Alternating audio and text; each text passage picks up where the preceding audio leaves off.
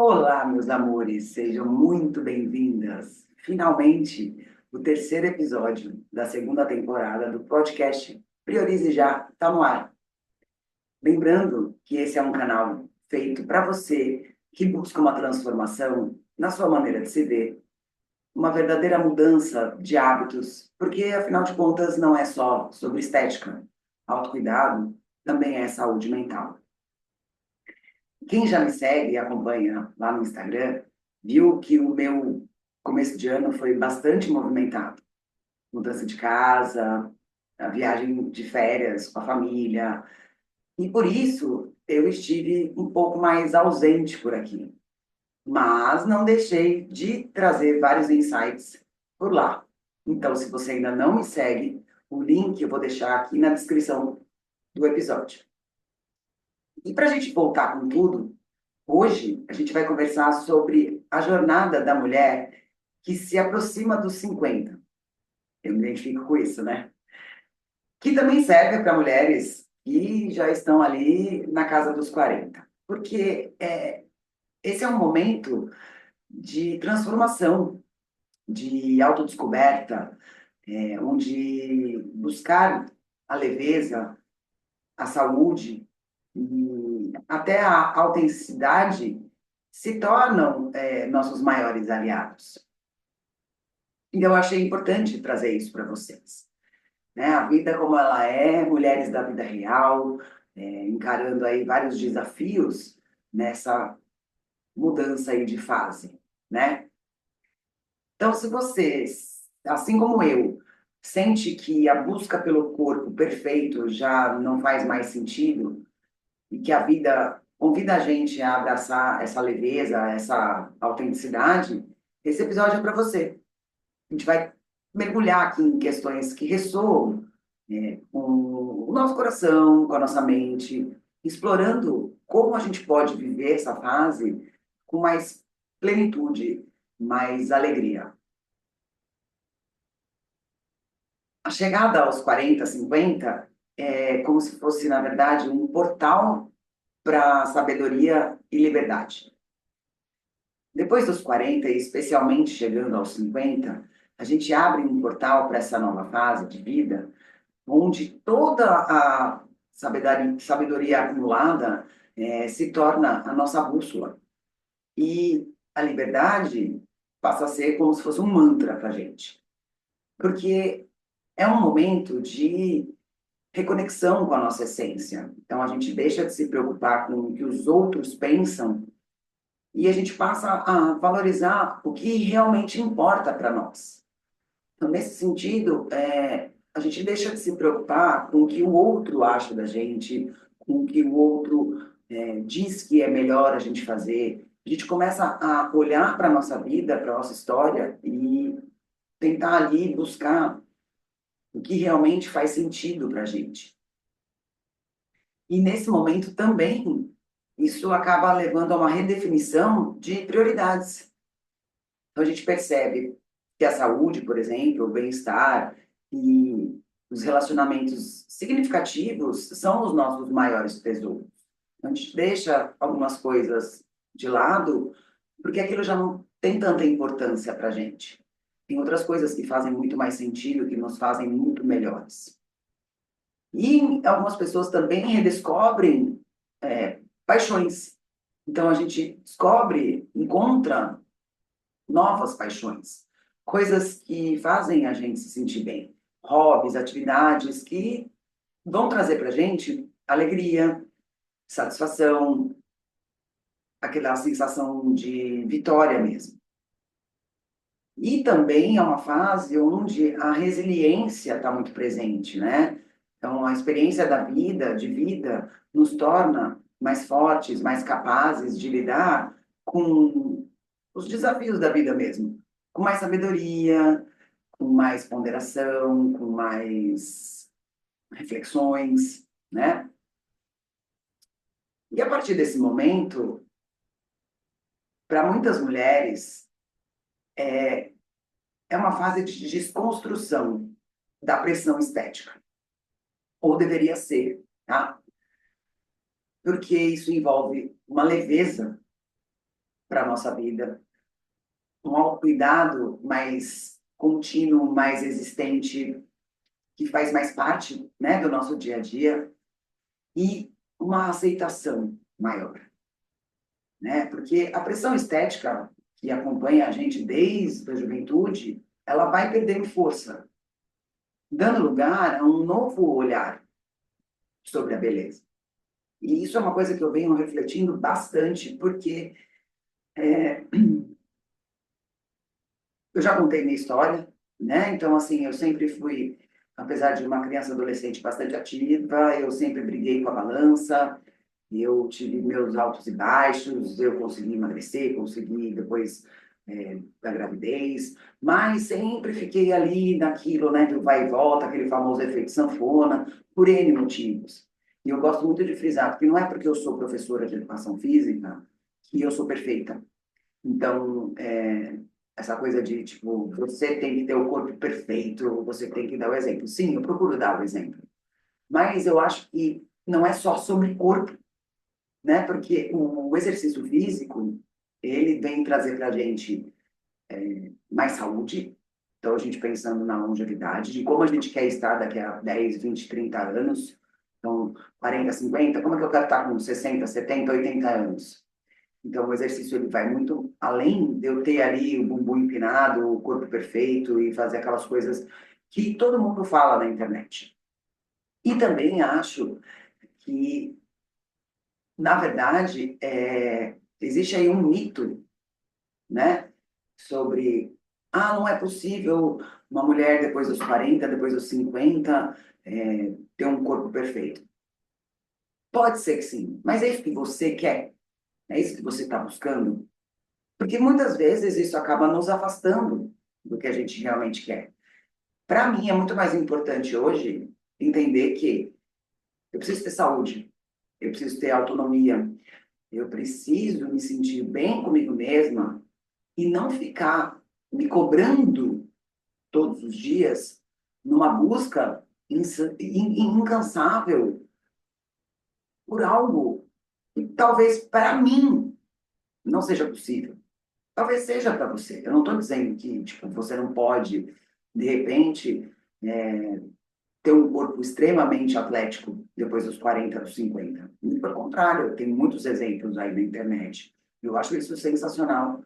Mas, ao mesmo tempo, eu acho que essa pressão acaba fazendo com que muitas, muitas mulheres desistam no meio do caminho. Porque exige muita disciplina. E a nossa rotina, da grande maioria, não permite, às vezes, ter uma dieta 100% perfeita, não permite você ter um treino muito longo, você ter que treinar todos os dias, porque você tem outras coisas para conciliar no seu dia a dia. Família, casa, eu falo muito sobre isso, porque isso é real, é a minha realidade e eu sei que também é a realidade de muitas mulheres. Então, encaixar esse quebra-cabeça, às vezes se torna tão difícil que a gente acaba desistindo. Então, a beleza, né, dessa fase da maturidade da mulher é onde a gente reconhece que as marcas do tempo, elas contam a nossa história também. E isso torna a gente única. Mas isso não significa deixar de se cuidar. Muito pelo contrário. Só que a gente tem que aprender a lidar com isso e buscar alternativas que nos façam continuar. E continuar no sentido da gente fazer o que precisa ser feito, mas também da gente continuar se sentindo bonita, sempre dentro da realidade de cada uma de nós.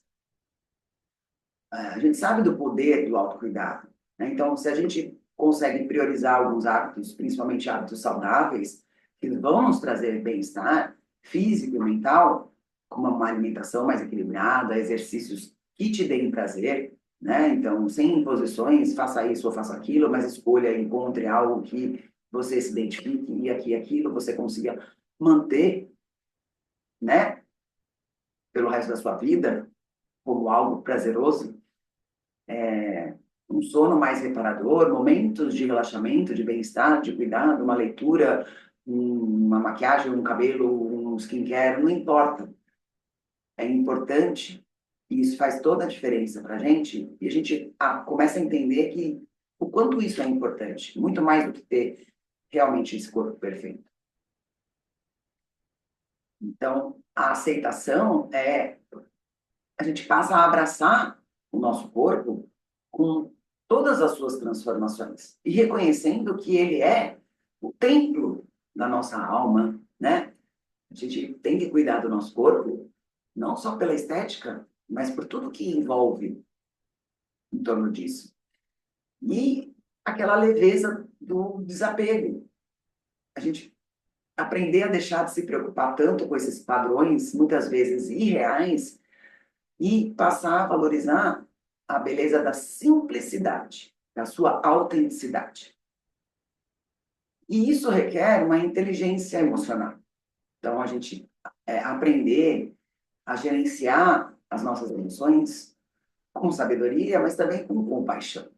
Então, a maturidade, ela nos presenteia com a capacidade de lidar com as emoções de forma mais equilibrada, mais compassiva, né? Então, com o autoconhecimento, a gente procura entender quais são os nossos gatilhos emocionais e aprender a gerenciá-los com essa sabedoria.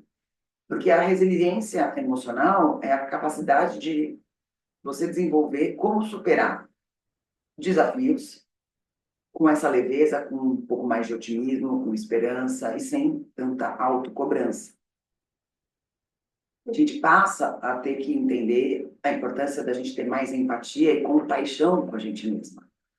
Porque buscar cultivar relacionamentos saudáveis, baseados nessa compreensão, no respeito e na troca de experiências. A gratidão diária, né? Você reconhecer as bênçãos que você tem na sua vida, cultivar a gratidão por cada momento, por menor que seja, e também a gratidão pelas pequenas conquistas. Então, vamos supor, se você está ali numa batalha para você tentar ali manter uma rotina de treinos, equilibrar tudo com a casa, família, trabalho, e por mais que você tenha apenas 30 minutos para se movimentar, para se cuidar, aqueles são os seus 30 minutos. Quando você consegue realizar, a sensação de gratidão, ela é enorme e isso te dá um impulso para você seguir ali os seus outros desafios do dia, vamos dizer assim. Porque você foi lá e fez o que tinha que ser feito. E essa sensação, ela descarrega uma quantidade enorme aí de hormônios do bem que fazem com que a gente transfira isso para outras áreas da nossa vida. Então, assim, nessa fase, essa jornada da vida, né, a gente tem que celebrar realmente cada etapa. Com alegria, com propósito, porque depois dos 40, dos 50, a vida tem que se tornar uma celebração contínua da nossa história. Um convite para a gente viver um propósito, com menos autocobrança, honrando o nosso passado, agradecendo pelas experiências que a gente já viveu, por tudo que a gente aprendeu, pelas nossas conquistas, pelos desafios superados, né? Então, a gente passa a viver o presente com mais intensidade. A gente precisa desfrutar de cada momento com atenção plena mesmo, cultivando essa alegria e gratidão nos momentos, em todos os momentos da nossa vida. E construir um futuro com um propósito. A gente passa a definir nossos objetivos com mais clareza, buscando atividades que nos tragam essa satisfação e significado. Então, quando a gente para de enxergar o exercício como uma punição, um castigo, algo muito difícil, porque o resultado às vezes não vem da forma que a gente espera, a gente tem um propósito, tendo um propósito de buscar ter uma vida mais longeva, mais saudável, com mais autonomia, faz muito parte dessa manifestação aí, dessa nova fase da vida. E também é uma oportunidade da gente compartilhar essa sabedoria. Então, a gente acaba inspirando outras mulheres a trilhar esse caminho da saúde, da autenticidade. Então, eu acredito que o que eu quero trazer hoje para vocês, a minha mensagem é, a partir desse momento, você sempre tem que ser a pessoa mais importante da sua vida, mas, ao mesmo tempo, entender que se você não se priorizar, se você não se cuidar, as coisas vão se tornando cada vez mais difíceis. E o que eu mais tento também trazer para a maioria das mulheres, sendo professora de educação física, é que, primeiro, a gente é capaz, sim. A gente precisa ter uma certa disciplina? Precisa. Mas tudo depende muito da nossa organização, do nosso planejamento. E é possível você ter uma vida lá na frente com mais tranquilidade, com mais autonomia mesmo, né? Isso é inevitável. O exercício ele vai muito além do que essa cobrança pela estética. Então, hoje, eu quero agradecer muito por você estar aqui comigo, mas também lembrar vocês que vocês são mulheres incríveis, que vocês são lindas, poderosas e que merecem uma vida plena e feliz. Porque a beleza da mulher, dos 40, 50 a mais, reside nessa sabedoria, nessa força, nessa capacidade de se reinventar, né? Celebrem a jornada de vocês, abracem essa leveza e vivam com essa autenticidade. E se você gostou desse episódio, compartilhe com outras mulheres, para que juntas a gente possa construir uma comunidade de apoio, de inspiração, onde a beleza da maturidade seja celebrada em todas as suas formas. E onde há vontade, há um caminho. Mas primeiro você precisa querer de verdade.